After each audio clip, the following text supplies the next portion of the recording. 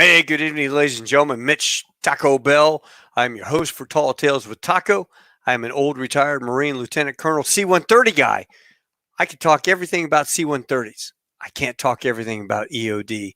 And I got to tell you, tonight I am really, really excited because when I was in Iraq in 2005, I had the opportunity to hang out with a lot of really outstanding EOD Marines who would take me out and they would show me stuff because it was a constant threat, the IEDs. So to go out with these guys and see what they did, they actually built a compound at their headquarters so that you could go through and tour to see what kind of IEDs they were looking for and things that they had experienced. But tonight, oh my gosh. So I have Master Sergeant, they call him IronMike, Mike Burghardt, and Burghardt, I'm sorry. And tell you what, without further ado, I'm going to bring IronMike on. Mike, how are you, sir? I'm doing great. Hey, thanks for having me. This is going to be great. Oh man, as I talked about with the folks right before you came on, 2005, 2004, 2005, 2006, those guys really found their calling in building IEDs and disrupting every major deal up and down MSR Michigan and anywhere around all the bases. But what was horrible, just the effects of the IEDs, which that's probably gives me most nightmares. But the fact that you guys went out and you disarmed these things, and this is not even hurt locker. This is real life IED after IED after IED. If I could give you and your guys Navy Cross, Silver Stars, pin each one on your chest because you saved more lives than anybody out there could even imagine. And I'm sure all the boys that were in Ramadi, maybe listening to the show, would agree with me. But go ahead, tell us about your life. Well, you're absolutely right. 2005 or the end of 2004 leading into 2005 was probably for all the EOD, whatever service you were. For some reason, that was just the hottest time, especially in Ramadi. For us, it was three. You tell people these days, or the young EOD techs, you were running anywhere from 2 to 5 calls a day per team. So the guys down at Fallujah, you were talking about Angus and those guys, they were having to go outside the wire also and run calls. It was a real crazy year during that time. Well, when you guys first did the push up to Fallujah, you're talking about the PX run. Oh yeah, in 2004. Yeah, having to clear that. Tell us about what was life like for you heading up that road. Well, one, we didn't have the armored vehicles. So 2004, we're still putting pieces of metal on all of our vehicles. Right. The RCT's like, hey, guess what? We're going to do the big PX, what we call the big PX run, but basically sweeping from Al Asad all the way down to Fallujah. Now, of course, as a regiment and you're doing insurgents, they see it coming a mile away. So everywhere where we thought the stronghold would be, we'd get there and it was just everybody was friendly and you just kind of rolled through and really didn't get any contact. So for the grunts, to them that sucked, right? I came here to fight. But for IEDs, going that distance, we found plenty of IEDs and there was always something going on. And you're probably going to ask, the most memorable IEDs and things. And I always tell people that try to, they're like, gosh, there's got to be like that one that was like super, difficult or whatever.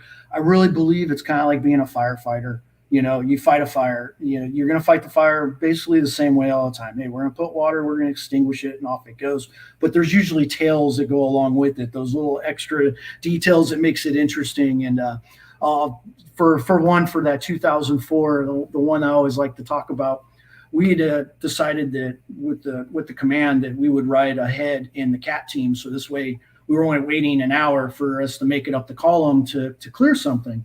So we're riding behind the first CAT vehicle. We're, just traveling down the road as quick as you can. All of a sudden see something suspicious. Looks like a fighting position, but there's also a mound on the side of the road. I'm like, there's something wrong with this. So everybody stopped. We move forward. We start walking the road back. My team member's on one side of the road. I'm on the other. I get up to about not even 25 meters from this mound, and I recognize, I'm like, wait a minute, that's a surface air missile warhead. And I just stopped dead in my tracks because the fighting position is like 25 feet away. Right. So who was going to push the button there? And you see a command wire going back to that hole, and you're like, there's just something wrong with this whole thing. Why would this guy want to purposely kill himself, in this fighting position? Or maybe he just doesn't know. Well, my teammate, he's like, Mike, what's going on? Gunny, what's going on? Why'd you stop? And I go, you know what this thing is? He goes, no. He goes, that's why you're the gunny. And I go, it's an I believe it was an SA6 warhead. Or no, I'm sorry, SA2 warhead. So we're talking a couple of 100 pounds, 25 feet away. And I'm like, oh man, this could really be a bad day. So we clear it. And we let everybody know this is definitely going to rock everybody's world. We had what was drop charges that we'd always carry on us. So we didn't have to run back to our trucks and grab charges. And you're like, it's a command line IED. I'm going to go ahead and just detonate this thing in place. So I drop my drop charge on there, and I've only got like about a minute and a half to run from about a couple 100 pounds of explosives. And and you don't want to be running, right? Same rules like when in peacetime. Hey, you don't want to be running away from the call because you're going to trip, you're going to fall, you're going to hurt yourself, and then you're right. So at a good pace getting there, and we get behind this wall, and it goes boom, and you could just feel the whole wall just kind of lean us forward and come back. But, it was times like that where you're just like, I can't believe, this was sitting on the side of the road. Well, how did they have it rigged? How did they expect that thing to go off? And it was just a command line. So, there's times that you would stop or interrupt people from putting things in, right? Or they would when they worked in teams, which majority of the time, one guy, his job may be just to plant the explosives and run the wire off there, and that's it. And then another guy, his responsibility on the day of that we're going to use our IED, they would actually connect whatever switches they needed at that point. So you would at times be confused going, there's only 25 feet of command line. Surely this guy isn't going to, put a battery to this at this distance. So it could be, there was always a surprise, there was always something that you kind of shook your head and you're just like, I don't understand. But anyway, and for that year or for that whole operation, our robot had broken on the second call. Here we're going to be on 5 to 7 day operation. The robot breaks. Now we're all doing everything. Trying to do remote. We had hook and line and things. You try to do it and get creative. Here's a robot. There's one of them. There's one of the robots. Yep. What was I going to say? Oh, so you try to do everything remotely. So you come up with ingenious ways to use rope and things like that. But at the end of the day, you're probably going to have to take what we call the long walk. And just, you're going to do a manual approach. So there was times, and at one point we did like 26 IEDs in 6 hours, riding on top of an LAV while my team followed behind. I'd see something suspicious, jump down, interrogate it, separate everything, and then the guys would detonate the device, detonate it as we go. So we're just doing a blow and go on this road because you have an entire regiment behind you trying to push to get to Fallujah. Now, did they dig underneath the hardball and plant? Yep. There was times that when we were driving, you get what we call lollipops, where they would actually dig out the asphalt. They would dig out the asphalt or burn it to melt it, and then they'd plant an IED, and then they would lay new asphalt. And one point we were on that road, we were driving, and all of a sudden you see like 3 of these lollipops about 100 meters apart, right? You see the first one, you're like, oh crap, we just ran over that, right? Because kind of took first time seeing it. You're like, oh, and you get the puppy. And then all of a sudden you're like, okay, well, I need to get 100 meters up anyway. And you go 100 meters, you're like, oh, there's another one. So now you're like 300 meters of distance. So yeah, every time just something different. The funny one of the funny stories is that, so I had a staff sergeant, and we won't mention names, but if any of my guys are out there listening, he was always my problem child. He was great. You know, we have those Marines they say that are good in the field, but back in the rear, they're your problems. And that's what he was. He was always a problem. There was always a sergeant major coming up telling me something I needed to correct. And the staff sergeant was always friendly enough to tell him, well, if you don't like it, you can go talk to my gunny. And they would. So anyway, we're getting set. We're down in the Fallujah area, and they decide to set up the talk right on a intersection corner, right? So they've got the command post is all set. They don't want to pop down their tents. They've got an IED that's danger close. They want me to clear, which is it's like basically across the street. They're like, we're not moving. Figure it out, gunny. So I'm like, all right, cool. So I take my sergeant. Well, I leave the staff sergeant behind to watch our stuff, and because all we need to do is just walk across the street, basically. So I take charge. We're going to go check this thing out. Radio back. Everybody needs to take cover. It's a South African 155 round. This thing's going to really put out some fragmentation. Just take cover. If you can see it, it can see you. Boom. Blow it. Of course, everybody's looking, wants to take pictures and all that. And you're like, just shaking your head going, I told you. But nobody's hurt. Well, I get back. The staff sergeant, he's like, hey, Colonel Sergeant Major want to see you. And first thing I say is, like, what did you do? And he's like, I didn't do anything this time. It's on you. And I'm like, all right, fine. So I go and I report to him. And the colonel is holding a piece of fragmentation, much like the one that you were showing me from that 122. Yeah, right? He's holding that in his hand, so something similar. And I'm like, what the heck? And he goes, you EOD guys are awesome. And I'm like, what? He goes, you know how much explosive, just enough explosives to put on things where the fragmentation will bounce off you. He'd been watching it, right? Didn't take cover, and it hit him in the chest. It bounced off his chest and hit his boot, right? And of course, in your mind, you're just like, oh my gosh, how lucky you are, right? Oh yeah, oh yeah. I know I'd taken my precautions and I was comfortable, but yeah, at the same time, him holding that, and he was like, oh, dude. I remember in Okinawa, we went up to Fuji to do our training exercise in '94, and we're out at the hand grenade range, and they had this big plexiglass in the very back that you could watch, and it was all marked and nicked and everything from shrapnel. Well, the colonel and I had literally just walked into the range when the guy pulled the pin through the hand grenade, and he told the guy, yeah, just stay up, we'll watch it. And this was the instructor, and a piece hit him right in the eye. Oh, I remember that year. Yeah, it was '94. Yeah. Yep. And so during that time, they really pulled all the plexiglass down. They made it no observation. Oh yeah, I remember. Well, no, but the guy was down to he was back, and he threw it. We were back behind the plexiglass, and it hit the guy in the eye. And so they medevacing this guy out, and he lost his eye, unfortunately. But on the bright side, I didn't have to do the JAG investigation because I was a witness. There you go. Excellent. Those are always good. Yeah, those are always good. You're like, better lucky than good. So all that guy needed was this thing to hit him in the head, and he's dead. And then they're coming after you. Yep. But hey, you tell people to take the precautions, and sometimes they just don't want to listen, or the adrenaline, and you want to see things. And so if an EOD guy is telling you, they always got that T-shirt. If you see me running, you better catch up. Right? There's definitely a reason for it. That was an interesting year. I think we were talking earlier. I told you I got fired because I didn't wear the bomb suit. Yes, talk about that. I mean, it's 135 degrees, right? Just outside sometimes 130 degrees. 30 degrees. Now, don't get me wrong. There were days that I would throw that bomb suit on because there is, you've got somebody on your shoulder watching over you. There are your experience. You're using your experience, your gut instincts.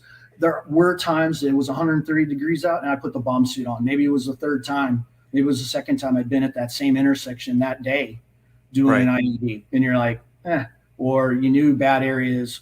So I don't want to make the impression that we were just running around. Because it was hot, we didn't wear them. We didn't wear them because it just wasn't either tactically sound. You're an assault. Your visibility, your perception, everything. I've had guys where they were getting shot at and they couldn't hear the bullets. Right? They'd turn around and they're like, people are yelling at him and the sniper is firing and they see the bouncing of the dirt going, oh, that's what he's trying to talk about, right?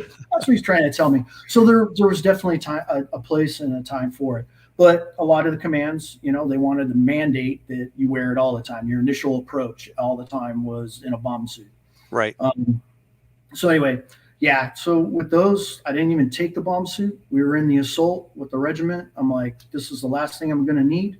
Yeah. Because everything needs to be fast and quick. I'm going to do remote or manual.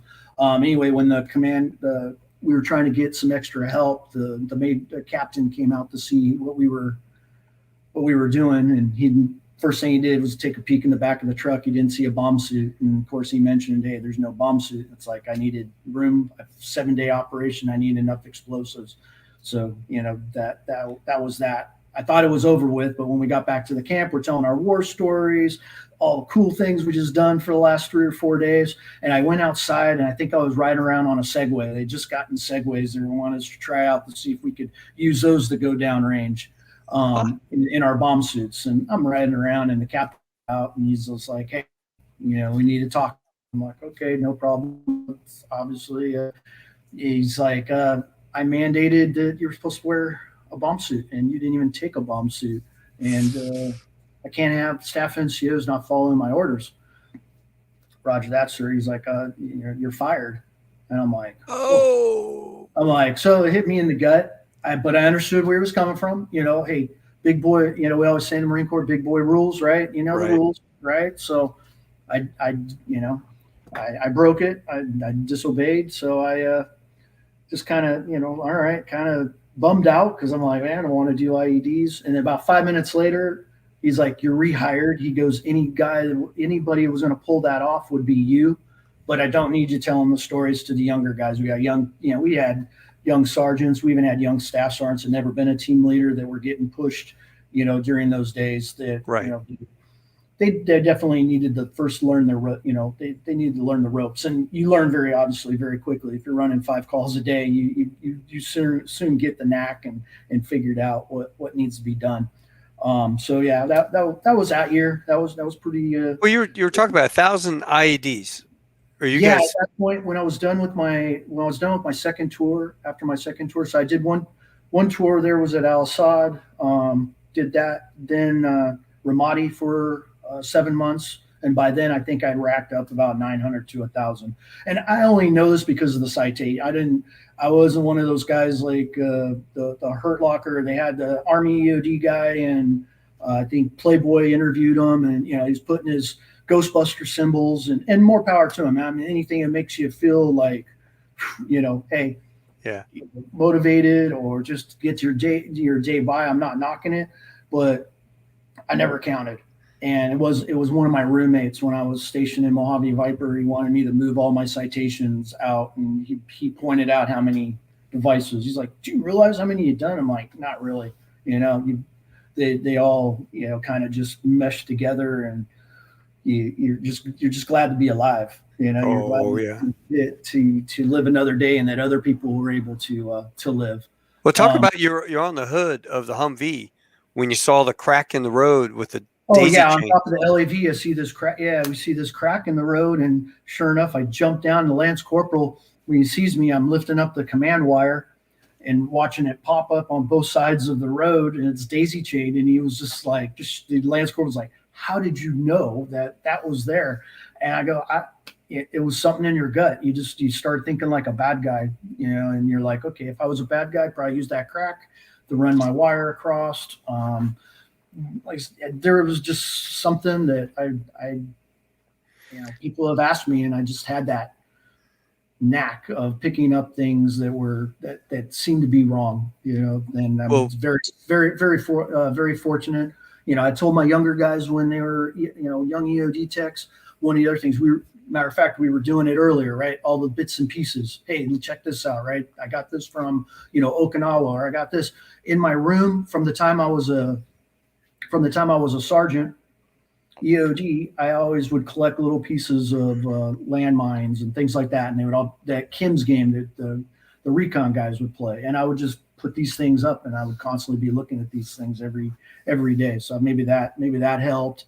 Lots of range sweeps when we go out in the impact areas when we were, in civilian times. Right. Seeing things barely covered, there was something, something in the training that obviously worked. Let me show you this. Let me show you this.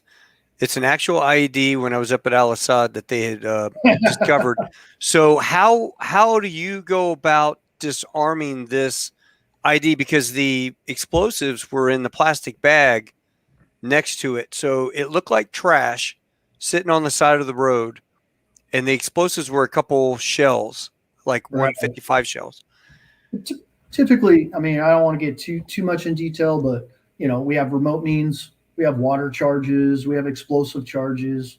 You've got your robot to be able to do some interrogating. But the idea is you're trying to separate the explosive train, right? So who's training all these knuckleheads, these chuckleheads to build this stuff? I mean, they get manuals from Iran. You can get it off the internet, for the most part, but for like the Iraq, for the Iraqis, they already had a, what do you want to call it? Until for like 2004, 2003, they knew they were not going to win after the first time, Desert Shield, Desert Storm, they weren't going to win, toe to toe. There was going to have to be some kind of insurgency. So they'd already, for years, had already decided there was going to be remote control IEDs all over the country, right? We're going to be prepared for this. So the Ba'ath Party, learning from Hezbollah, Hamas, all these people were doing all this long before Iran was, providing training to those people. The IRA was involved in, training. Oh, those guys were building bombs. Yeah. They all share this information, or you pay for the information. They've shown many times where, like the IRA with the Colombians, hey, I'll give you IED training, you give me drugs, that kind of thing. Or, hey, I just have a hatred for the bad guy and I'll teach you. That's why, like Iran, you had the EFPs, explosive form penetrators, and you could track all this way back, and you could go, hey, look, that just looks like Hamas made and found in the 1980s. When I was an advisor in the United Arab Emirates, the guys sometimes they're like, Mike, why are you showing me the same IEDs that you had in Iraq, and other places that you've worked at? And I go, because they all talk to each other. You're going to see this stuff again. And sure enough, when they went to Yemen, guess what? They saw the same IEDs they were seeing in Iraq because it was the same people providing the training and information. Here's a cutaway. Yeah. Now, is that just I know this is from your training course over at the headquarters at TQ. Yeah, that so walk through. Yep, that was just, things would happen is they would just park vehicles and set it up to be fired remotely after they leave, right? Or put these on delay and fire rockets from the back of vehicles, from the hood of vehicles. Couple of times they get real clever and put them in wheelbarrows and stage them. Well, that on routes. That was just the cutaway was just to show you what was in the trunk. Yeah, right. No, originally when I set that up, there was actual rockets in the back there. So, oh, really? Yeah, now and somebody put projectiles there. Yeah. Yeah, but at the end of the day, regardless, the idea is that, hey, that looks suspicious, right? Hey, that doesn't look right. A hole in the side of a vehicle. But we would see stuff like that. Yep, tires. I mean, just trash along the side of the road. There's an IED. Trash. You were asking about cool stories. So we did one, and we filmed it for PETA. This was in 2005. Mm-hmm. We get a call that there's a donkey IED. There's IED, which normally dead carcasses and stuff. So first thing you're thinking in your mind is dead donkey on the side of the road, got probably an IED inside it. We show up and look through the binoculars, and we're doing a brief and all that, and it's a live donkey with the saddle, an IED on it, and it's tied off to the center median. And we're like, right. So at first, and I know some people probably listen like, you're in war, people are trying to kill you, and you guys are thinking like totally on, hey, how can I make this funny, right? Hey, let's videotape it, we'll send it to PETA, because what we're gonna do today is we're gonna try to figure out how to save the donkey and clear the IED without getting keep the donkey there. So we Right. did it, right? Get the robot down there. We get it pulled off. It scares the donkey. He sits. It falls off. We're like, okay, go down, safe everything. And then at the end of the time, one of the team members, he's like, hey, I got an idea. Again, real diverse group, grew up on a farm. He's like, tells the security, hey, guess what? Let's wait. We're going to untie the donkey. Maybe we'll get lucky. And sure enough, that donkey went home. And what they found cache of IED stuff, right? Where the donkey went. So, but yeah, just, yeah. No way. The donkey led him to the bomb maker. To the bad guy, right? Led him at least back to some bad guys. Oh my God. Yeah, you can't make that stuff up, right? So, right. We had that one, but having so many IEDs, we had competition. We were talking earlier. It got so hot, and you're only allowed to use certain routes at times. In Ramadi, at least, if you were there longer than 20 minutes, you were asking for trouble. You were either asking for sniper fire, mortar fire, a rocket, or even an IED being put back in the same road you were just driving. So time on target. And I'm not saying every single time we went out it was that way. There was times that we did need to take longer, but the idea in our mind was I need to get done. 20 minutes would be a great time. But we'd have competitions. We were doing so many IEDs, like, hey, let's make a competition.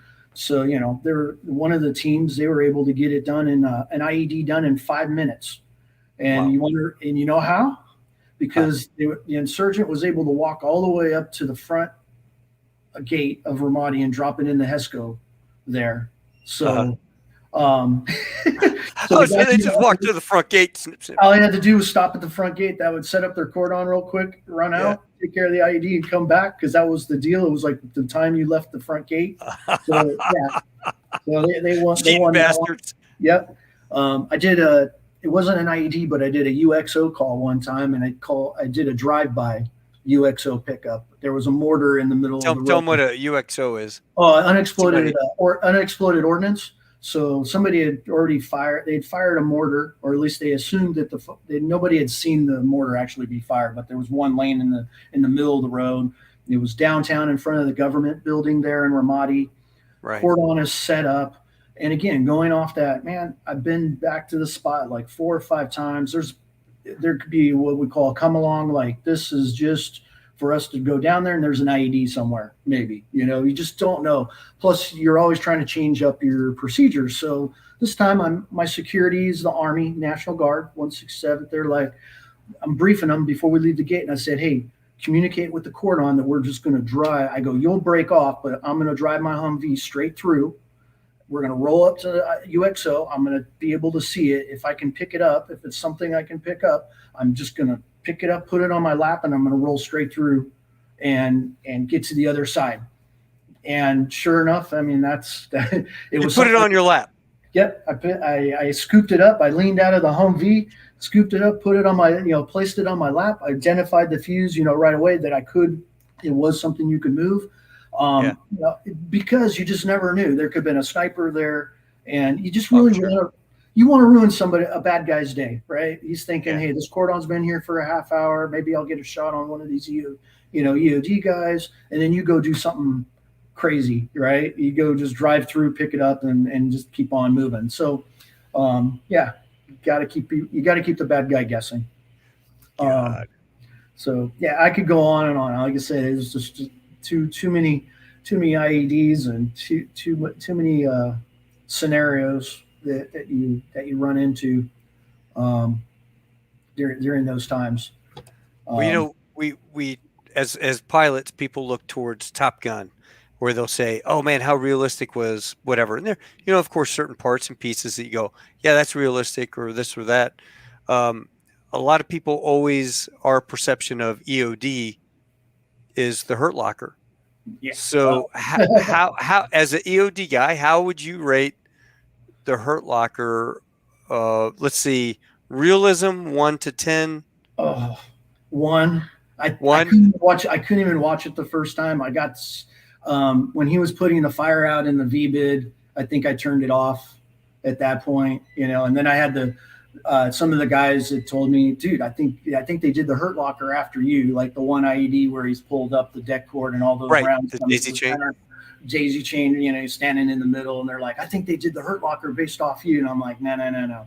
I think the problem, well, the issue I had with the movie made him look like a cowboy, like just off the hook. And I try to tell people that you may be watching me thinking that that I'm being a cowboy, like that story I just told you about scooping up a UXO and putting in my lap, like that's just, insane. That's just you're looking for glory or something, that movie, just everything he did was just like, it didn't seem calculated. He was just running amok and just doing things. EOD guys, when you watch us, our brains are moving and everything we're doing is calculated, and we're looking at consequences for our actions. If I do this, that means this. And I don't think that's what it didn't portray. And then, all of a sudden he's goes from a EOD tech to a sniper. Now I was going to ask you about that. Did EOD guys train on 50 cals to shoot a IED somewhere, to hit it? Yes, we call it's called smutting. We got M14s that we were issued. We got issued 50 cals, and we typically would use it for runway clearing, for unexploded ordnance, for dispensed munitions. Right? You need to get the air range, or you need to get the airfield back up.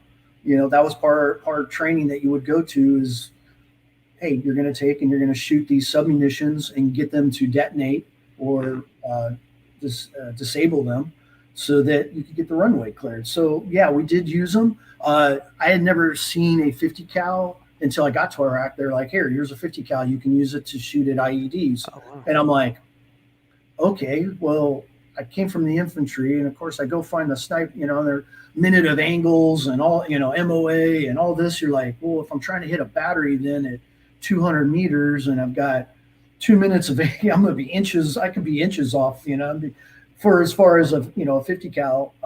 But the M14s were all from Quantico. They'd actually had the competition.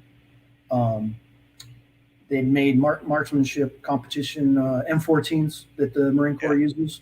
So they had glass. Here you are in combat, right? And it's got the glass inlay, and they're like, "Hey, don't drop these, and don't bang them around." And you're like, "Right, okay." But we use it. We did use them occasionally because, again, we had to be always changing our tactics. You had to try to come from different angles, or use a different tool, or use a different approach. We had one point where there were so many IEDs that I had one of my teams in Ramadi where they just stayed at the OP with their robot and with their set. They didn't leave the camp because it was like more dangerous to keep on sending a security out, set up a cordon. So they just run the robot straight from the checkpoint. They were like, they had their security right there at the checkpoint, and they would just, bounce out, take care of the IED and go to town, because that's how easy it was. The bad guys, believe it or not, we had to follow rules of engagement. So this became real difficult at times when the enemy finally figured it out. I think the first time I got called, that was just kind of like, what?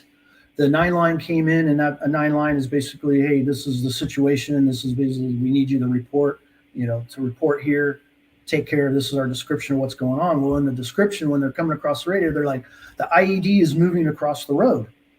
What?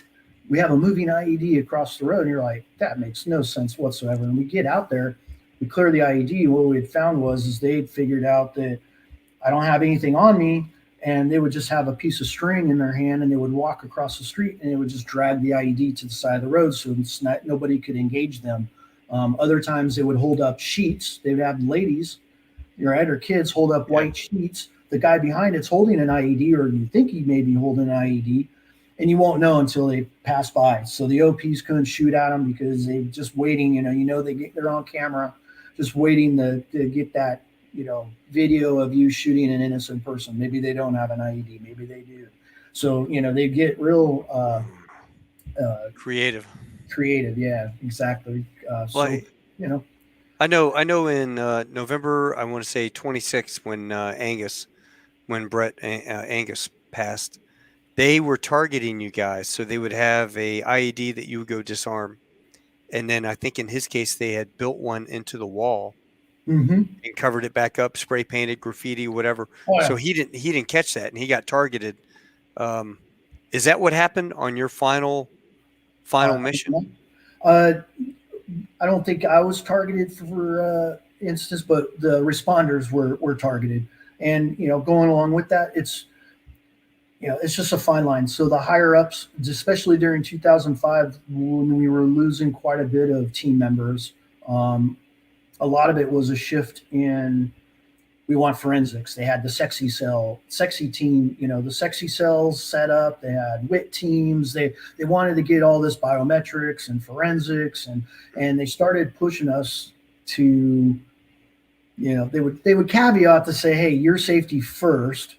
We want you to, don't, but if you can, and it'd be really beneficial if you do, collecting evidence, that would be really great, right? So yeah, Marines, the challenge is on, right? Hey, I'm a Marine, the challenge is on, I'm going to collect that evidence for you.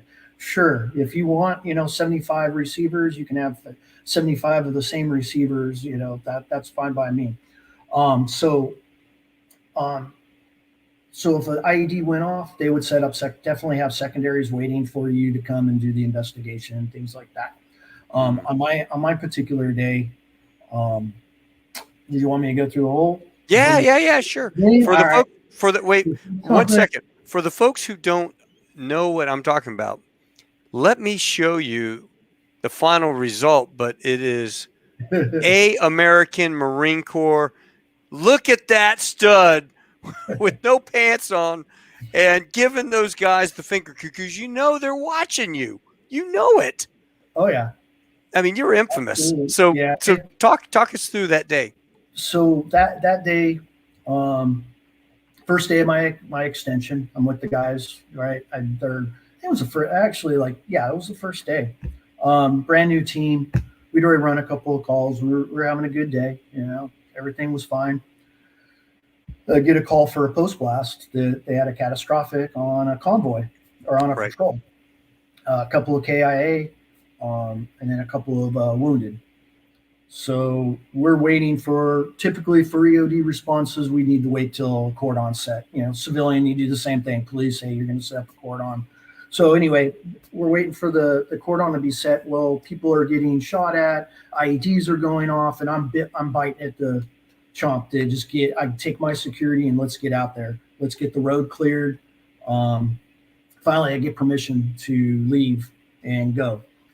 We get up to this Tamim district. It was called the Tamim district, but we get up to this route. Our MRAP, right? Those the new protection vehicles. Wait a minute.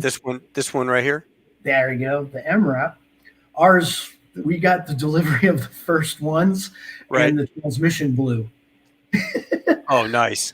Yeah, so we didn't have that, right? We were back down to just running with our 1198s, up armored 1198s or whatever. So anyway, my team member, have him jump out. He goes one side of the road, I go the other, and we've got probably about 1 kilometer of road to sweep.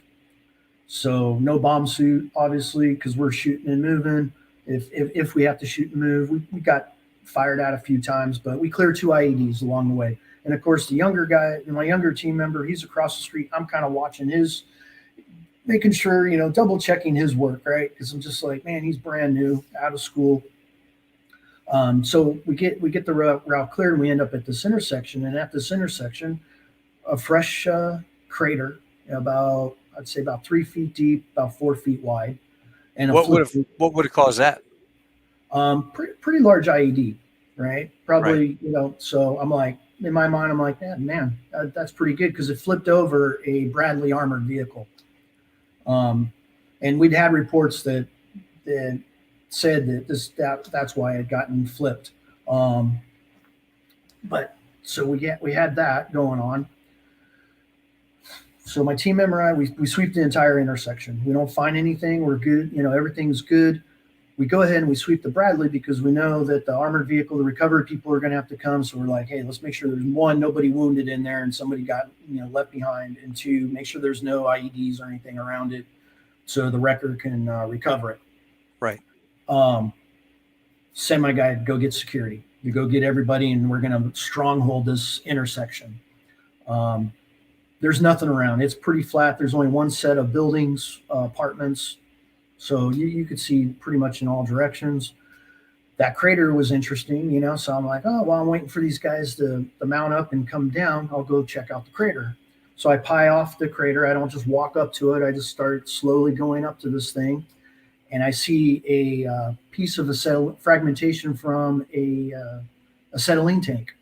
So it's a pretty thick piece of metal. I'm like, Right. oh wow, this is a good hit. You know, gunnies being gunnies, good hit pocket class when we get back. If you guys haven't seen this type of fragmentation, now you have. You Yeah. know, so you have to do a post blast. This is where it's coming from. So I step into this crater and get ready to pick it up, and the dirt where I put my boot had shifted, and that one IED that you were showing, that the receiver, I saw a quarter of that, just about the size of a quarter, and I said, "Uh-oh, this isn't right." Oh I'm God. like, "Something's wrong. This isn't right." So I immediately radioed the guys and said, "Stop! I've got a secondary device in this crater. You know, don't have time to sit there and talk about it." Um, so I know where the receiver is, and like we were talking about, you know, separating components and things. So I'm Right. like, all right, let me. I turn away from the receiver and I put my K bar in the ground and I lift up, and deck cord, this red deck, you know, pinkish red deck cord is running right between my legs, and I'm like, okay, I'm still okay. So I cut the deck cord right away, and I'm like, I'm feeling a little bit better, right? I'm like, piece of deck cord going off between your legs with a cap. Hey, I can not, live with not a that. good not a good day though. Not Yeah. a good day, but hey, I'd rather take a sting from that than you know what's about to come. Dig up the rest of the deck cord, and I find two 122 projectiles, probably about the same size of the shells that are in the back of that car. Right. Right? So I throw those out of the hole, or you know, place those outside the hole. So I'm still standing in this crater. Yeah, probably about those size, two of those. Well, my guys saw that the two shells were outside the hole, so they figured I was done for the most part, and they start coming down. They start to go ahead and start moving down. Well, now I still got this deck cord between my legs, and I don't want them coming down yet. I haven't cleared everything. I need to do Right. the rest. So at that point, because I know I got an RC, and now my brain is starting to tick, so I'm like, I don't want to transmit around this thing. I put my hands in the air and tell these guys stop. The minute my hands went in the air, you know, I always wondered like how the detonation sounds, right? That close. You're always like, dude, you know. Um, I heard the cap. I literally was able, like, time slowed down. I heard the cap go, and I had enough time to just say, "Oh, you know what," Yeah. right? And at that point, I woke up on the side of the crater in the fetal position, and I hear the guys. I can still hear the guys. I got ringing, but I can hear everybody, and I hear him. I think he's dead, right? Oh shit! I think Jordan's dead. Oh shit. And I'm like sitting there going, no, I'm not dead, man. You know, but I'm staring. I haven't looked, I haven't done anything. I'm just in the fetal. I'm staring straight ahead, and I'm like, And tell them you don't have a bomb suit on, right? So right, no bomb you suit. got I just have a Kevlar. Kevlar battle rattle, typical battle rattle, right? Right. So I'm just staring forward. I'm just like, oh man, I don't want to know what's going on down there. Um, And then I hear the dot, you know, I hear somebody go, no, no, no, I think he is still, you know, he's still alive. And they're running down. And of course, the Army had their medic, and then we had our own Navy corpsmen. So they start to get the work on me, and I'm still staring straight. And I go, you know, how am I doing, Doc? You know, how's it going? He's like, oh, you're going to be fine, Gunny. I go, don't give me that treat for shock bull. I go, don't give me that treat for shock bullshit, right? I want to know. He's like, no, I think you're going to be okay. Because again, I haven't looked.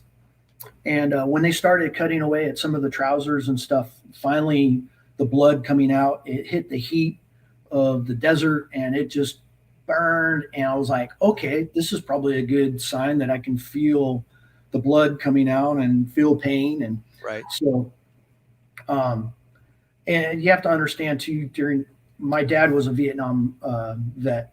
He did 2 tours in Vietnam, and he was paralyzed on his second tour. So I grew up with my dad being in a wheelchair right next to me my entire life. So last thing I was in my mind is like, I don't want to be in a wheelchair next to him. You know, that would be very, very, not disappointing to him, but, you know, it would definitely, you know, way heavy, right? The Yeah. sun. So I'm like, man, please, oh please.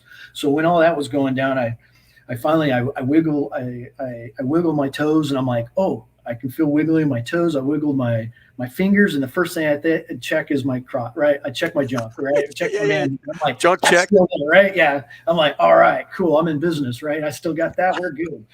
So again, all things to be thinking about. You just got blown up. From what the guy said, I got thrown about 13, 14 feet in the air.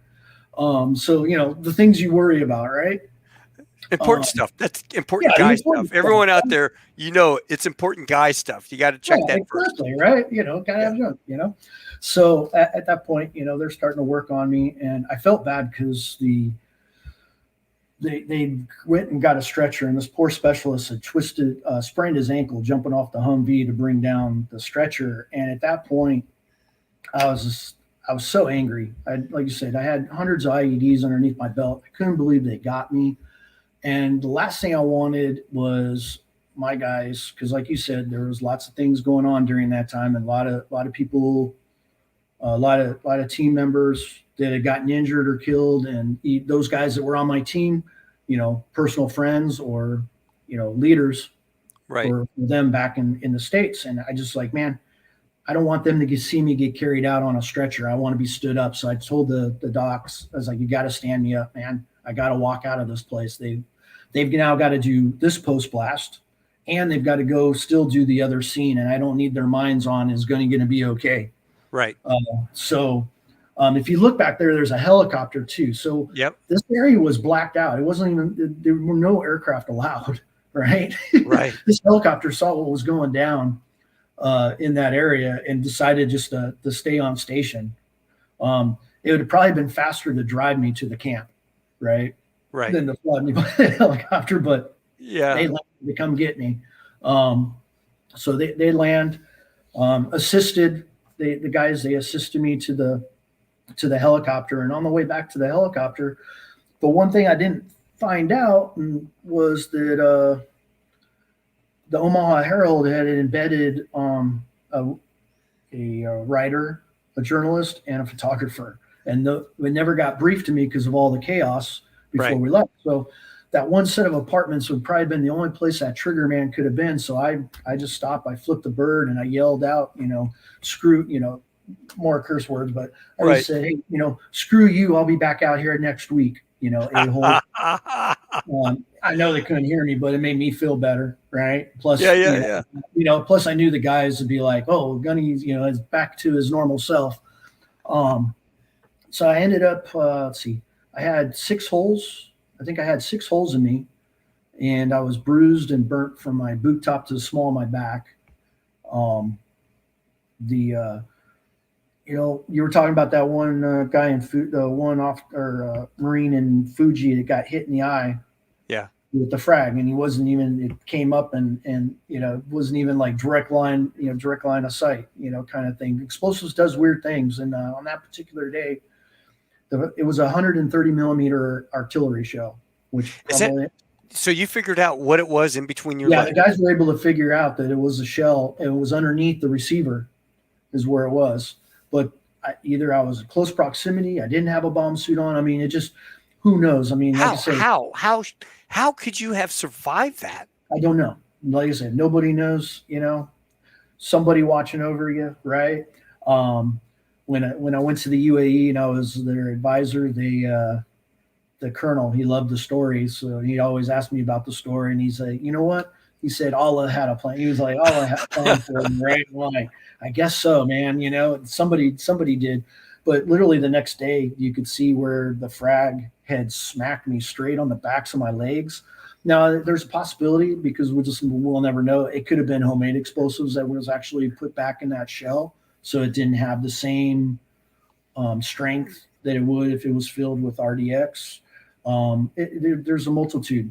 Path of least resistance. I was hey, push me, and I just traveled with the blast, because all those holes I had, they were all from air blast, like literally the hot air and gases that were expanding. Yep. So no fragmentation in those. You got no frags in that? How many frags were everywhere else though? there was frag in the hole, frag outside. There was frag in. I did 30 days light duty. I stayed in country. I was the platoon commander anyway, so I volunteered and said, "Hey, I can heal here. Let me still be the platoon commander, and I can still manage." So they allowed me to stay. Well, when I got the first time I threw on my battle rattle, I cut myself because there was a piece of frag that was stuck in the back of the battle rattle. Yeah, you were still using that original battle rattle you got blown up with. Yep. I was still able to. I think the only thing we had to do was send in the plates. They would swap your plates out. Yeah. Because of the detonation, but I swapped it out and I just didn't catch it. I was like, oh wow. So I would have gotten hit with frag if I didn't have that on. Right. But everywhere else, nothing. The only thing they did think I had a piece of frag at the Charlie Med. They'd taken X-rays, of course, and they're like, hey, we're probably gonna have to operate. You do have one piece of frag. And one of the nurses, she pulled my butt cheeks apart, and it was a rock. Oh, thank God. Yeah, I was like, oh, thank you. Oh yeah. So, but yeah. So that that was it in a nutshell. Like I said, the Chinese apartments. Yep. Chris said Chinese. Chris is my buddy I was telling you about, my Army buddy. Yeah. The Chinese apartments, man. He said, use 25 millimeter main gun of Bradley clear some of the Ramadi in 05. I know. Sometimes we get calls out to those. Hey man, we shot it and it's still there's still some of it left. I think even some of his boys not maybe his, but some Bradleys out there were shooting up, almost shot up one of my EOD teams. Hey, Chris, you're listening to this. What say you, sir? I can't. Man. I had it on my desktop that died after the power surge we had, unfortunately, and I had a 78-ton detonation because you guys would put out a message saying controlled det on this day, blah blah blah. And so we'd go, I was up in the control tower and I would look out there towards the lake, put the binoculars up. And I mean, when they blew up, it was like 30-ton controlled det of all the stuff all had collected. The mushroom on that and the concussion, and I'm 2 miles, 3 miles away, was incredible. Yeah. But just to give idea to people when you brought that up, getting rid of all the UX, the unexploded ordnance or the parts and explosive parts of the IEDs, it was so bad, like the insurgents and stuff, that when we would plan a demo for us up in Ramadi to plan a demo operation, like to destroy it, we never designated a place. I would literally 2 weeks before throw a dart at the map, and wherever that dart landed, that's where we would go ahead and plan our operation, just so that we were that random of, hey, we never showed up at the same place twice. But yeah, the first time somebody saw me do that, I was like, all right, that area, threw a dart. Okay, that looks like a good spot right there, right? So, the B-Talk, the Army guys would be like, why that spot? You're like, the dart landed, man. I don't want anybody, I don't want to use the same place twice.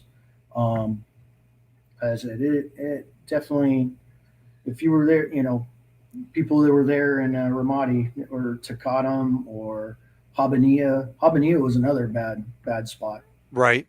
During that time, because we lost Gunnery Sergeant Boatman on that one. And that was a crazy, some of these instances you're like, it just isn't right. For Gunny Boatman, he was driving to a call.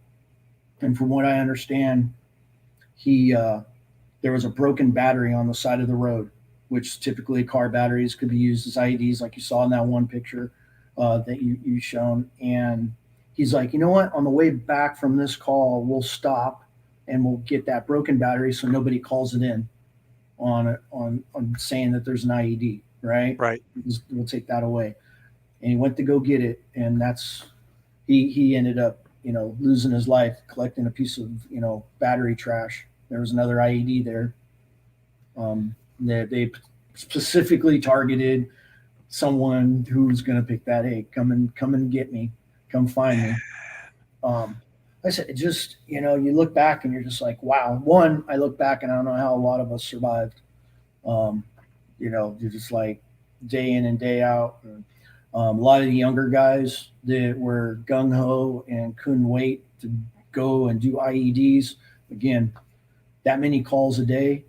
Yeah. Um, you started cringing when the radio would crackle and they were asking for EOD. You're like, not again, right? Okay, you want to do your job and you're going to do a great job, but when that many, your time's coming. Yeah, I talk about Angus, and Jon Catalini had basically introduced me to Brett, and so to me, that really put a face to the war when you're sitting there having dinner with a guy one night where it's me, John, Brett, and I can't remember her name. She was a young corporal EOD tech that had lost her trainer in Fallujah, and they sent her over to TQ, and so she was with him, and he was the mentor and helping her out. Right. And they were having dinner, and the next day he goes out. I think it was November 26th, and he goes out. They disarms with the robot, the IED. He gets out of that MRAP, and he walks up to inspect the stuff, and that's when they triggered that killer IED targeting him. Yep.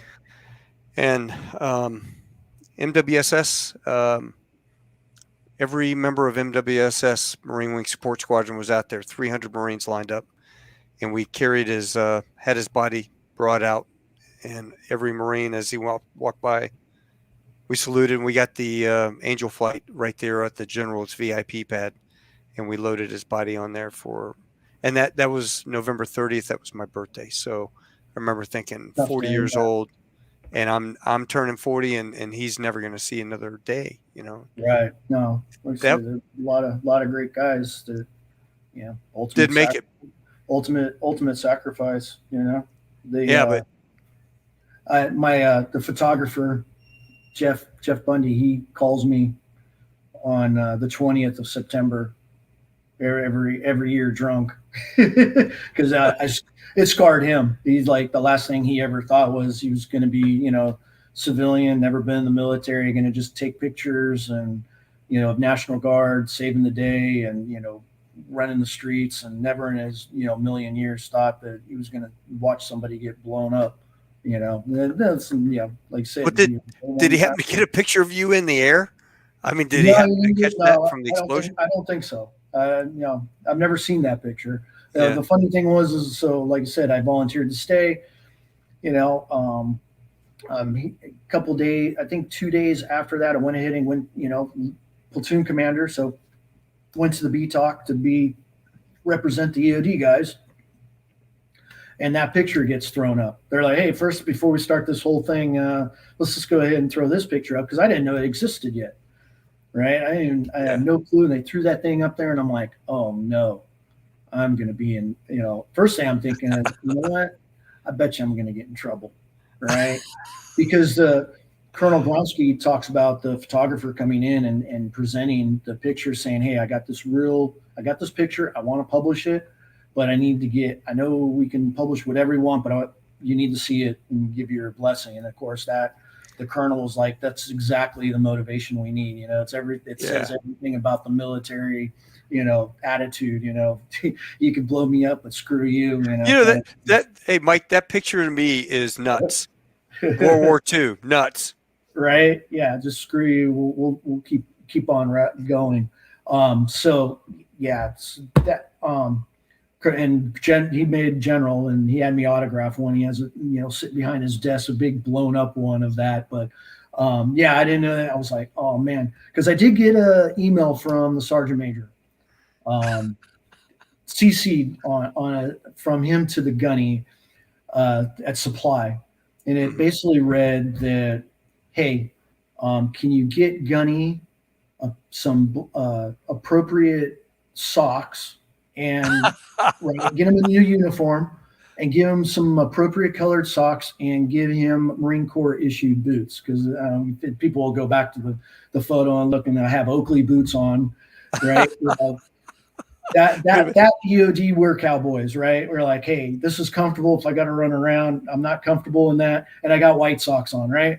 Well, wait a minute. Are you free balling right there? So I am free balling. I managed to embarrass my mom.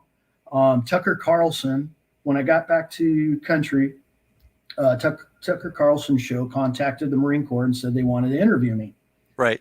And the Marine Corps was like, Tucker Carlson back in those days, they weren't too sure about him and what he thought about the wars and all that. And they were like, man, this could really go south bad. So I had to do a couple that I wanted to do it. I was like, man, I'll just do it. It's not a big deal. You know, he just wants to interview, he just wants to interview me about that incident. It has nothing to do with, should we be there and all that kind of stuff. Right. And, but they made me do a mock, they had the PR or whatever, have a mock interview with me and see what kind of answers I'd have for the question. They finally agreed to it. But anyway, they're interviewing me and they're like, what's your parents think about the photo? And I said, well, my mom said that, I should wear underwear, because there was other photos where it shows me walking and I got nothing. And, she's like, doing the elephant walk. Come on, Mom.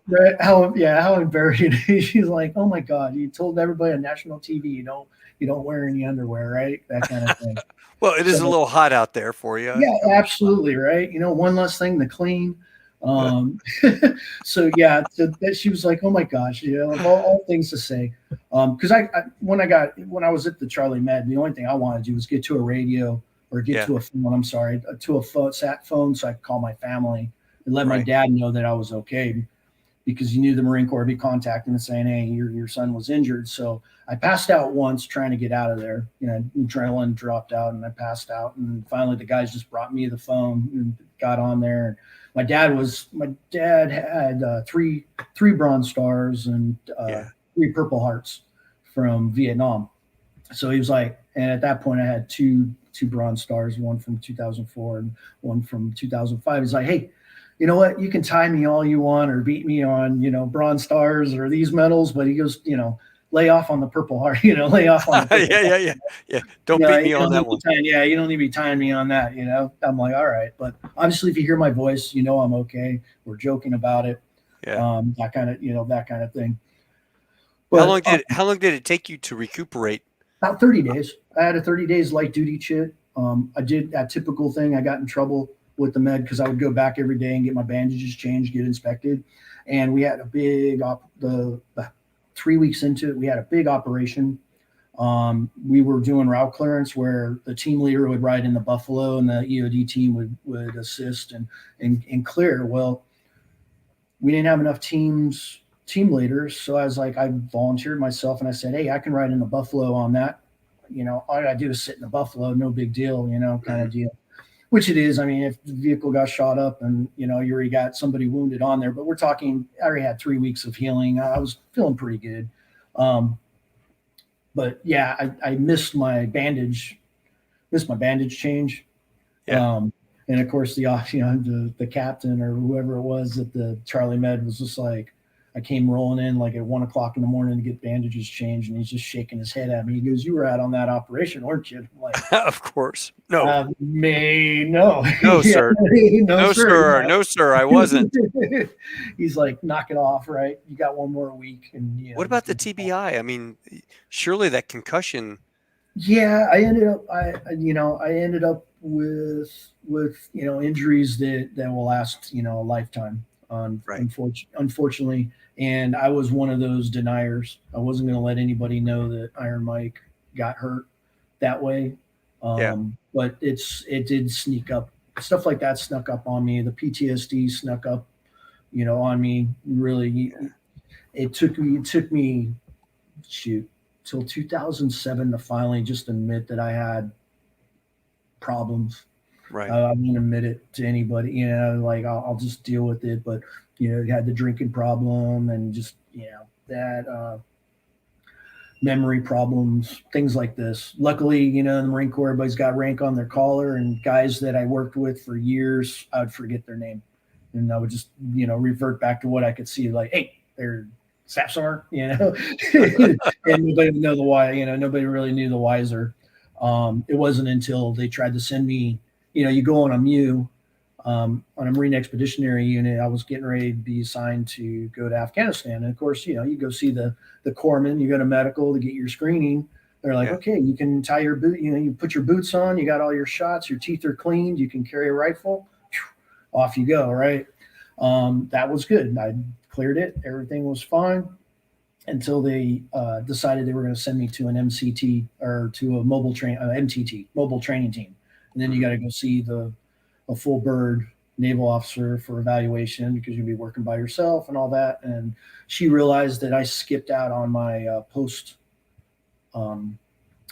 medical screening after I got injured and returned. I didn't do that stuff. And next thing you know, it's, hey, brain scans and, x-rays and MRIs and all that. And by the time we were done, we were up to like 2 or 3 rehabs a week, whether it was for the TBI, for the back, and all that. So anybody out there, if you know, go see somebody, go get it taken, go take care of it. I got nothing, but kudos for getting taken care of by the VA. I know some people, it depends on where you're at. Yeah, this Chris, he only lasted 3 weeks platoon leader before he got hit. Ooh. 6155 is buried west of Tamim by Al Tish. Yeah. Holy crap. And he also said this for you. Dooley was my brother. Julie was, yeah. Yeah. And, yeah. And I always I didn't realize, we always have rivalry between the militaries and things, and National Guard always, I think, gets the worst rap, right? They're like, oh, National Guard, weekend warriors, whatever. But I had nothing but great things. Those guys, when I went to the first meeting with them, and they were going to be our security, and the colonel was giving his briefs. That platoon commander from the PSD, the colonel told him, he's like, see these guys, the EOD guys, if any of them get hurt or killed, it's on you, right? I'm blaming you. And that was their attitude. But they were all police officers, first responders, they all came from backgrounds that just, you're just like, wow. So they brought tools to the game, that right, not just as an infantryman, but hey, detective work, hey, common sense. There was times that literally we'd have to try to shake them off, because like you're walking down to go clear an IED, doing your manual approach after the robot's done everything. And you'd look back, and the specialist is like 2 steps behind you, because he's like watching your back, making sure you don't get shot, dealing with this. You could concentrate on IED, I'll concentrate on your security. And, it worked. At a certain point, you're like, okay, buddy, take cover right here. You still got me, but you can't come down to the IED. But we did have one specialist. And it shames me that I don't remember his name, but we had during that big push in the second time for Fallujah, all the forces got pushed down there. Mm-hmm. So it left a lot of the FOBs and a lot of the areas with less protection, or less patrolling and things, not protection, but just less patrolling. So the bad guys took ample opportunity of that.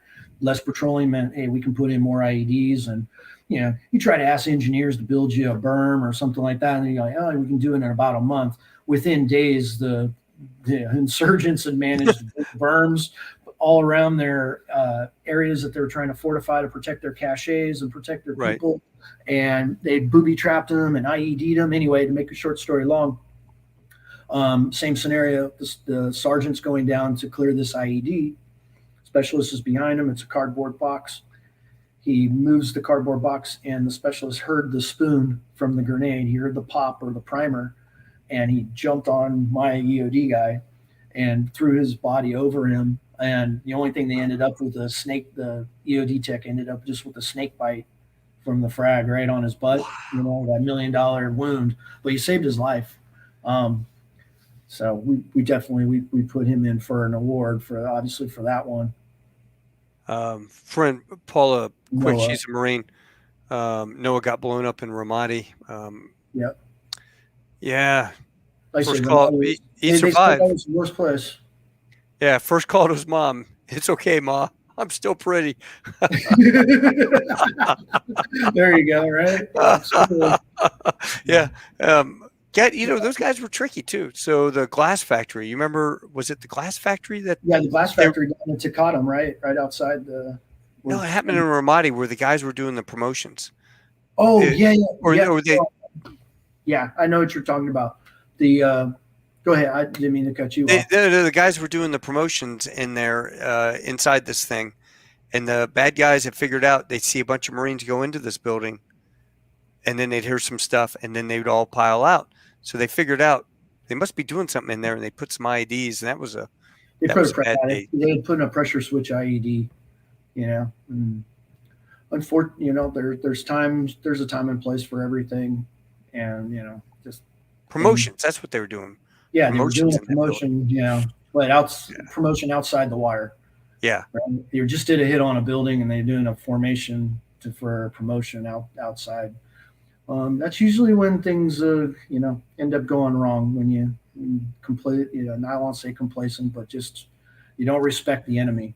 People ask me all the time, right? Hey, like I thought they were the smartest people in the world every time I dealt with them, because the minute you think you're smarter than them, they'll Yeah. they'll get you. Um, I didn't. yeah, I don't know. I don't know how many bodies I had to fallen people or fallen soldiers from doing something silly. You're Yeah. like on a Game Boy, or in a tank on their Game Boy. Thinking, I'm on a tank. Can't get me. Can't get me. Just Here, I missed this one. Roger Martin.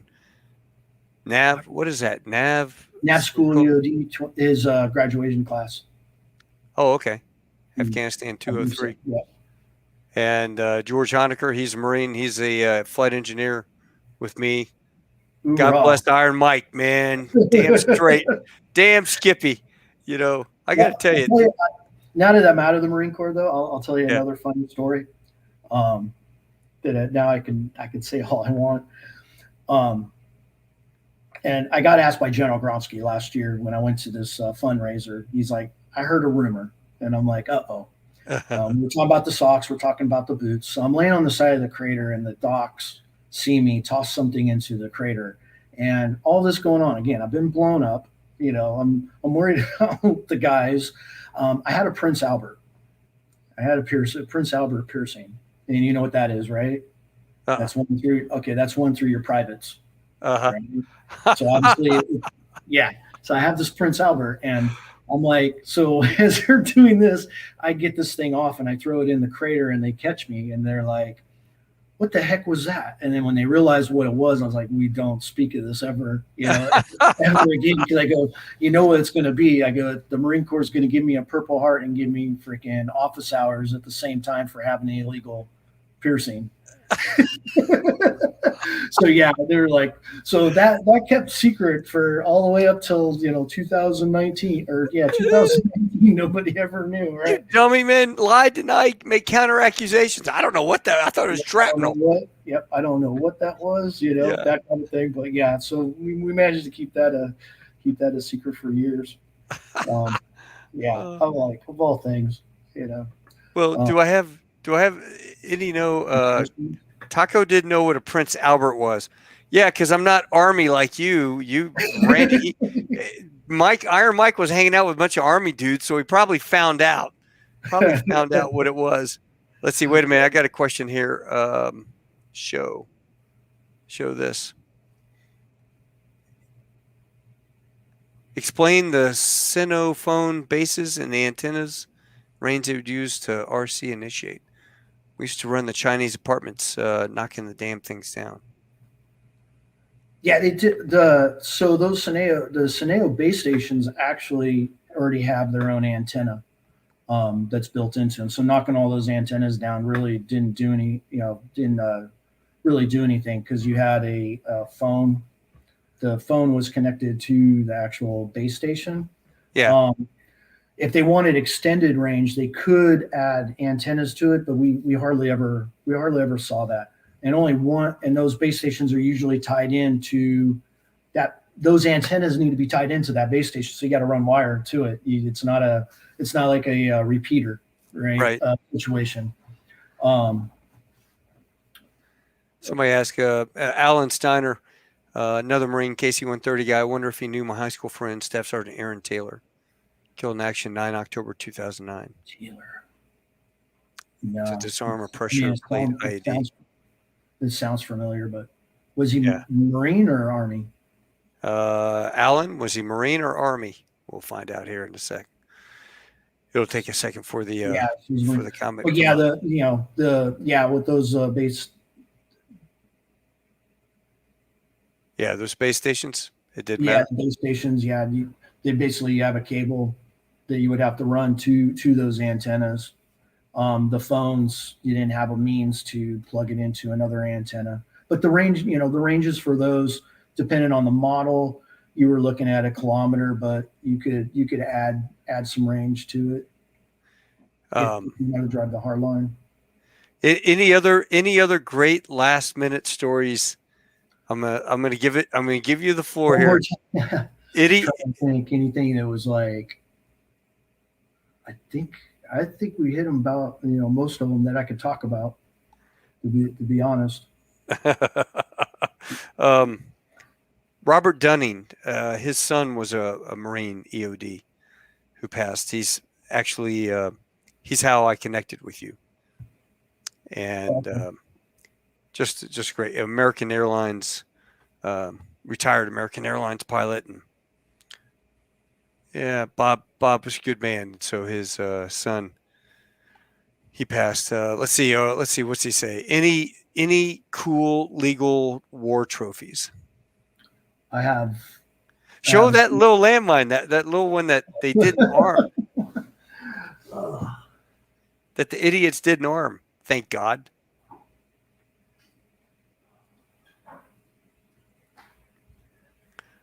I hope you guys have enjoyed this night. This has been one of my favorite interviews. This is incredible. I do have a piece of frag. This thing's probably about 2.5 inches in diameter, ball bearing. Yeah. We had one of the MRAPs got hit with these, and it didn't penetrate, but I definitely collected those up because it's hard. You go to commanders and you're like, hey, we're getting hit with these different types of frag. You're like getting hit with ball bearings and things, and they're like, yeah, get it. And then when you go to a brief and you're like, hey, this fits in my hand. It's almost bigger than a golf ball. Right. Imagine getting hit with one of those if you were outside the vehicle. We were talking earlier, VS50 landmine. Who makes that? Italian. This was Italian. Really? How'd they get Italian, or they bought them? Yeah, they just bought them in bulk. You buy them in. You basically, I got a brief one time.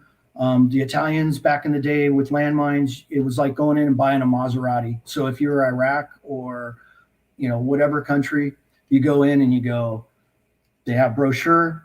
You pick the types of landmines you want, and then the features you want. Oh, I want 10 with, and the thing is I could buy 100,000 landmines and then buy only 10,000 with booby trap, with like a movement feature, electronics in here. And now you have to consider all 100,000, right? That country bought could be booby trap. But anyway, I digress. So you notice there's a blue shipping plug down there, right? So we were talking about Desert Shield, Desert Storm, and I was an infantryman back then, and we collected up the bunch of POWs had gotten collected up, and we're putting guard duty. Well, it was about dusk when everything finally got set up, and we're going back and forth doing our shifts guarding the POWs. The morning, I'm walking along, and I see just the top of this is laying upright, and you see the blue, and then some of them are laying like this, and you can literally see that all night all of us have been walking over these things. Right. And you're like, dude, why aren't we dead? And it wasn't until I got to EOD school that I found out that blue is a shipping plug, and there's supposed to be a detonator inside there.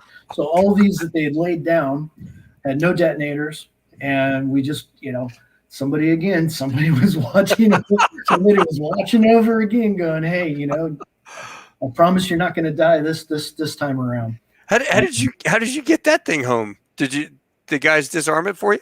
No, later on, we were doing stuff like in Cambodia and places like that, and collect up training, collect training aids as you go, or collect trophies as you go. I got like PMNs, and some of them come as plaques, part of your plaque.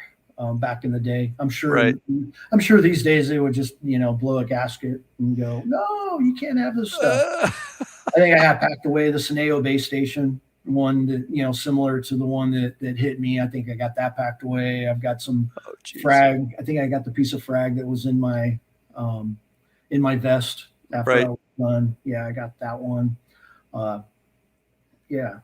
I think how is post-military life, and what are you doing now? I know you had done stuff over in UAE as an advisor. When I retired in 2009, under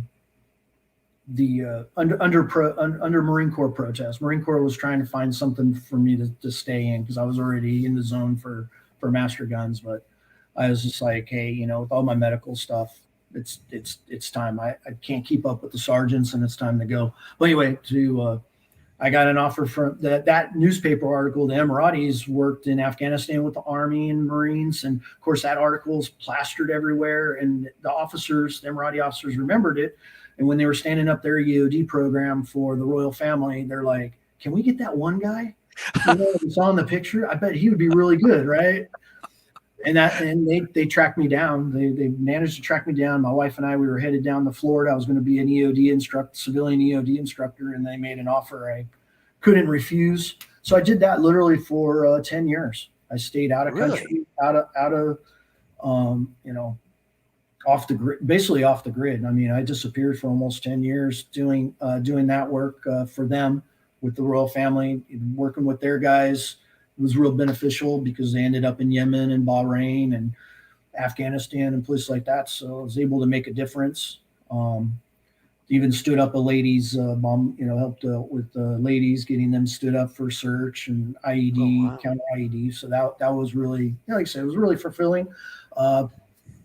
Like a typical Marine, you're always on the offense instead of defense. We did, as a family, decided that, we're done. It's time to move on. 10 years you're able to retire now. You're in your 7,000 square foot home with the money you made over there, right? Got your own MRAP. You know what? We went on vacation one time to Seychelles. Like we took advantage of the fact that you're in the middle, you're in a hub, and my wife and I and our son, we were looking, and we seen this older couple, probably in their 70s, trying to avoid the sun. Sorry, I got a new puppy. He's like, hey, cables. We're like, see this old couple trying to stay out of the sun. And I'm like, I don't want to be like that. When it's all done, we have all of this money and we have nothing, we can't enjoy the way we want to. So we made a pack and we spent it all. We went on 3 vacations, and it obviously, that was a good choice because COVID hit, and who would want to go to Italy and walk the streets of Venice and all that, having to wear a mask for we look back and we're like, we're glad we did it. But yeah, we took 3 to 4 vacations a year. Nice. And we did it up. We brought family out there. We just, the whole 9 yards, bring them all out. So yeah, we made sure that we used it. They gave it as a gift, and we took advantage of that. You can always make money, but you can't make memories, right? Yeah, that's true. You can't, you can't buy memories. So what are you doing? What are you doing now? Now I work for, I consult. I'm doing basically consulting and some work for the State Department. I do they have a program called GATA. It's Global Anti-Terrorism. Mm-hmm. And every embassy that needs to be guarded, right? We try to make sure, you obviously can't have all U.S. personnel, bomb squads and CAT teams and SWAT teams. So those unfortunate poorer countries, the State Department sends us in to certify them, to give them training packages and certify them to be bomb techs, post-blast investigation, all these kind of tools that we need them to be able to do in case of some kind of incident, at least have a basic awareness of what to do. So I do that. That's just kind of seasonal when something comes up. Obviously, COVID, like everybody else, we all got stuck at home. No traveling, no nothing. I work for a company called MX908 that does drug, chemical, and explosive identification trace. I work for them as a trainer. They love, hey, it's IronMike, freaking. IronMike, I use the equipment. I'm only basically equipment I've used. I'll do training on and be a consultant on. That's about it. Yeah, I mean, it's actually probably a lot, but well, John, I need to slow down. It's like, hey, slow down. You don't need to be doing everything all the time. And then I'm doing when asked. And if anybody out there, I just got done with the Marine Corps League in Kansas City as their guest speaker. They want to oh, no way. Yeah. So I do I try to do some guest speaking. For that, I've done fundraisers. We never talked about real quick. I mean, I don't want to keep you on the line all night, but real quick, your one charity that you actually, let me pull this up here real quick in banners. You are into these guys right here. Yeah. Let me show this. It's just going to show it. So Philadelphia Treats for Troops. Basically, they get together. They do fundraisers. They do golf tournaments and bike tournaments and things like this. And what they do is once a year, they take all those proceeds and they fill up care packages down there in Philadelphia. They've got a bar and they fill fill those care packages and get them out to, you get a little bit, they'll make sure that you keep your whistle wet. Right. They'll usually do a contribute or a memorial, I guess, but anybody fallen that got injured, killed, and that were in the military in Philadelphia, Gold Star mom families, make sure that they're taken care of. So they started based off the story, and so I've been following them, for a while. Great set of people and good organization to support, folks. Yep. And if you're looking for IronMike, how can they get a hold of you? You can reach me. I don't have. Yeah. I was going to say, do you have a website or anything? No, I'm on LinkedIn, but if you want IronMike, I can give you my email. I don't care. I answer all. You saw how fast I reply. Yeah. Well, I mean, I don't want you to get swamped with a million emails, but now you know what? It keeps me smart. But yeah, you can find me on LinkedIn. I mean, you can find me on there. That'll be easy. Well, I'll tell you what I have to do. John Little said hello. He's living up in northern Idaho with Cindy up on a ranch up there. And I will have to fly through Phoenix, grab you. We'll fly to Spokane. We'll go up there and go shoot and do a little hunting. Sounds good. Go see John. Yeah, that sounds like a plan. But yeah, I really don't mind. And like you said, you saw how easy it is to get a hold of me. I will reply and try to be as quick as possible. And well, I've got a coin that's going to be coming to you, and Chris wants a signed autographed picture, and I would be honored if I could get one too. I'll send you a self-addressed envelope and don't worry about mail them back. And no, I got it. I've got some sitting on the shelf just in case, because like I said, I get caught not caught, but I get thrown for a loop, especially doing this training for like the explosive detection. I did a bomb squad in Atlanta, and they didn't realize who I was, and then one recognized the name, and next minute he's like, "Wait a minute, is this you?" And I'm like, "Yeah." And he goes, he ran and he got the old bomb squad commander and said, "You would never believe who's teaching this class in here, right?" IronMike. And sure enough, they had printed, like they went ahead and printed the pictures off the internet and said, "Can you autograph these?" And I'm like, "Yeah, sure. I'll tell you what, I'll do you one better. I got some at home, and I'll mail them out." Well, no problem. I'll take care of you. Well, thank you so much for your service. Thanks you so for much having me. Thanks for your time tonight. Thanks everybody that tuned in. Awesome. I got to say that this is one of my favorite. I mean, you got to say it as a young Marine. The first time I had responsibility. Pilots are pilots, right? They might give you an S3 job or S5 or whatever.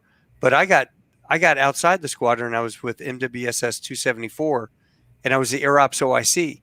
So when I go tour all of the people that quote belong to Air Ops, I'm hanging out with John Little and Lee, Moran, and all the guys over at EOD.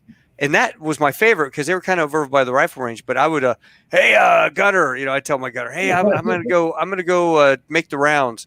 And so I would go to Motor T, and then I would drive around. We had the knuckleheads in Motor T, like, hey, give me a tour of your vehicle. And the young kid, Getty, he's like, oh, sir, well, how do you get gas from your truck to my C-130? Oh, you turn on the H valve and the J valve and the I. And I'm thinking, wow, this kid's impressive.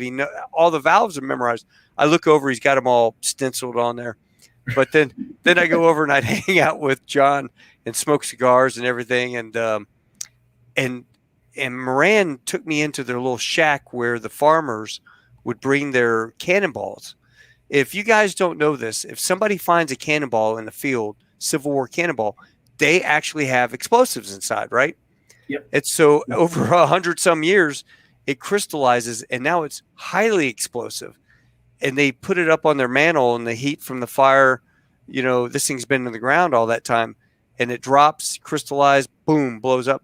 So he took me in there and he showed me the wet drill, how they drill down in there, and then they stick that tube in and steam it out and try to get it out that way. And you were talking about flashing them, and what I loved hanging out with you guys, and you guys gave me my going away present. Yeah, my going away present was a Blue Death bomb that somehow they had. I don't know why, but they gave it to me and they called it the weather bomb. I always loved, because in the Marine Corps, we always got the support we needed. Like if we needed corpsmen, they had like in Quantico, they had no problem showing. They're like, man, there's always something interesting that's going on. We actually, there was two of the female corpsmen. They like coming out there in Quantico to a Charlie range because they can get a tan.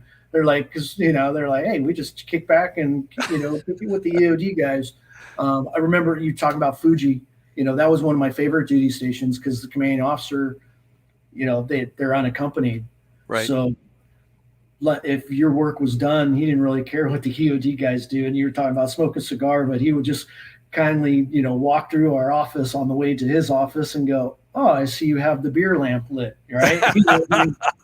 That kind of thing. It's like, well, I guess I could sit with you and have a beer. So you got really, EOD growing up, from the 1990s up to 2009, it was always that community. That was the place to be, right? You wanted to go hang out with the EOD guys. Did you guys actually play any tricks on anybody? Oh yeah, did you have a favorite trick that you would do? We did a bunch. We did the using the remote firing device and shock people sitting in their chair, right? Doing stuff like that. Back in the day, we did. I think one of the funniest things we ever did was, and this was when I was way younger. I was a sergeant out in Yuma. We'd had to do some grade 3 demo, getting rid of the old tow warheads. Right. And so this was like a week on, week off, deal, and we'd stay there, almost a month at a time. Well, anyway, at the EOD shop, they had this beautiful buzzard badge that they were supposed to hang up on the wall. It was the buzzard pick and globe. Anyway, being sergeants, had been sitting there for almost 3 months, sitting in the back of the supply, and we're like, I bet you they won't even notice it's gone. And we collect this thing up and we throw it in the back of the truck. And I say we, but it was collectively as a group, not maybe me, but one of the other sergeants. They toss it in the back of the 5-ton, and we're done with the op. We get all the way back to Camp Pendleton at the platoon there, and about a month goes by, and all of a sudden there's a phone call, and it's the major from the Air Wing EOD shop just going off about taking it, because back in those days, and I think even to now, they had to call and make an appointment with base maintenance to actually put it, drill holes and put it on the wall. Well, those guys showed up and there's no badge. It's gone. And of course they knew exactly. So what do we do? Hey man, send that ransom note, right? Hey, this the one you love, hey, first, 3 cases of beer, you can have it back. They didn't find it funny. They call the command. They send 2 guys now down, and to collect it. 2 EOD techs drive from Yuma to come get it because now they're ticked. And they show up and we hog tie them up. And then now we take another picture. And now, like, hey, now you owe us like 8 cases of beer. Now you owe us like 8 cases of beer for two Marines and one, one emblem to put up on your wall. But, yeah, like I said, I miss it a lot.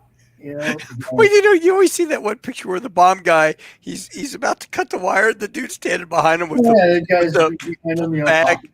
Oh yeah, yeah. I think people like that get killed. did it in real life. Like, dude, I am going to kick your butt across this, range.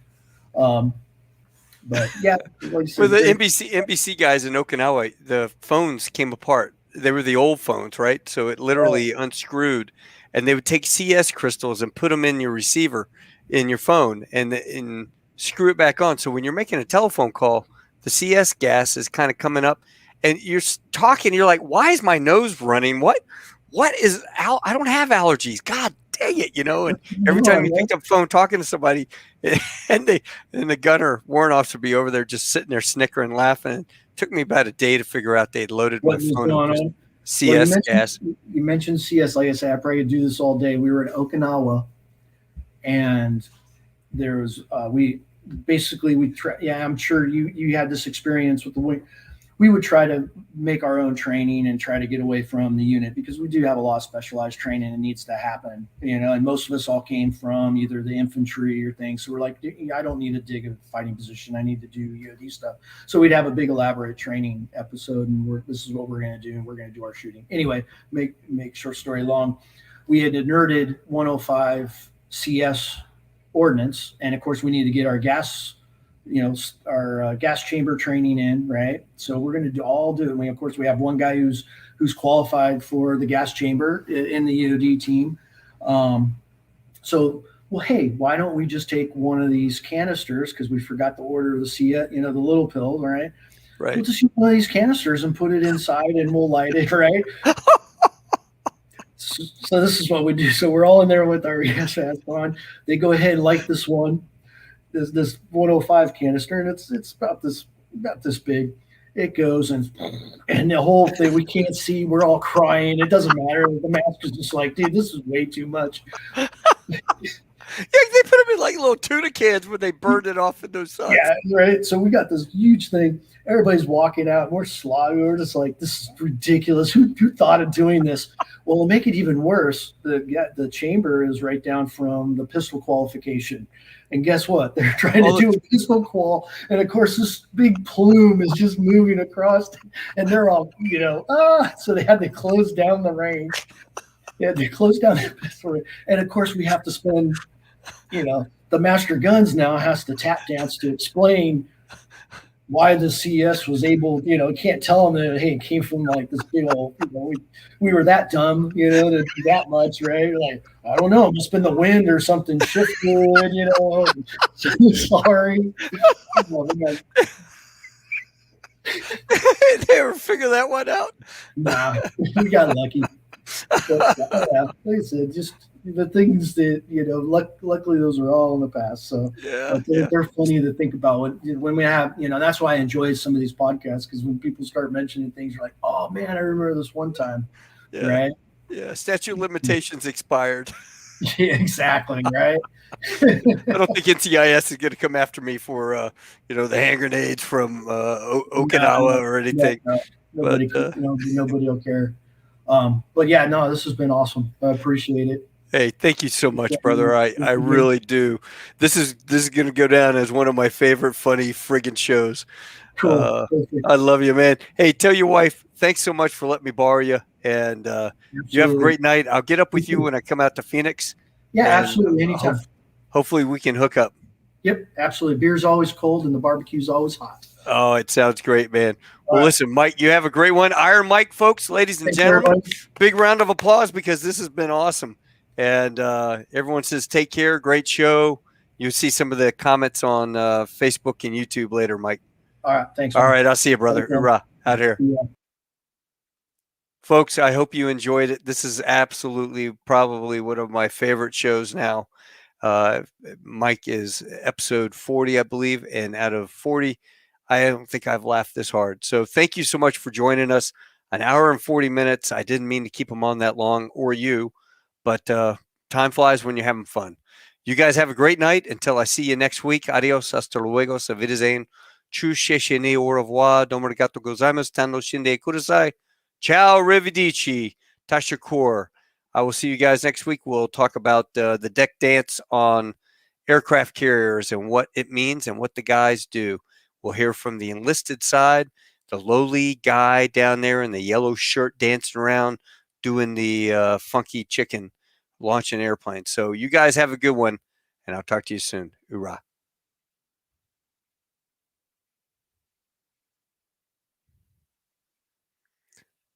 Are we still on? Yes, we're still on.